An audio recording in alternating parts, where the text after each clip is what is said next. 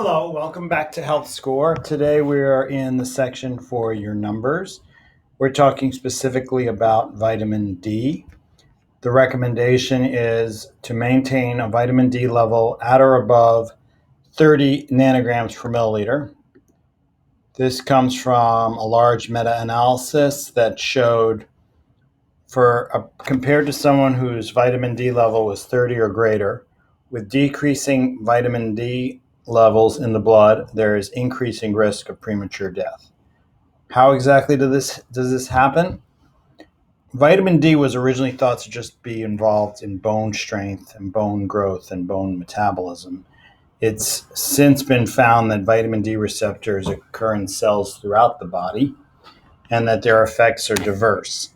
Vitamin D is involved in anti-inflammation, and it's also involved in mitigating immune responses, modulating immune responses. Many diseases occur or are made worse by inflammation, and as well as autoimmunity. So vitamin D can be essential in preventing and managing these sorts of conditions. Vitamin D, interestingly, has been shown to affect telomere length, lengthening telomeres. Telomeres are, when they get shorter, the cell dies. And so longer telomeres mean longer cell life and also longer lifespan for the organism. There's reduced risk of heart disease with adequate vitamin D levels. Several kinds of cancer are less likely to occur with adequate vitamin D, less respiratory disease with vitamin D. It's got multiple benefits across the body. How do you increase vitamin D levels?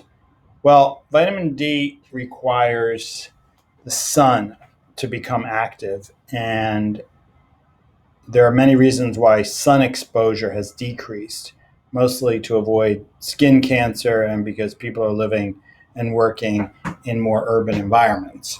I don't recommend putting yourself at increased risk for um, skin cancer from UV radiation by excessive exposure to the sun. I do recommend 30 minutes a day outside to get some sunlight, but not getting burned by the sun. The best, most effective way of achieving adequate vitamin D levels is with supplementation of the active form, which doesn't require sunlight to convert on your skin into the active form.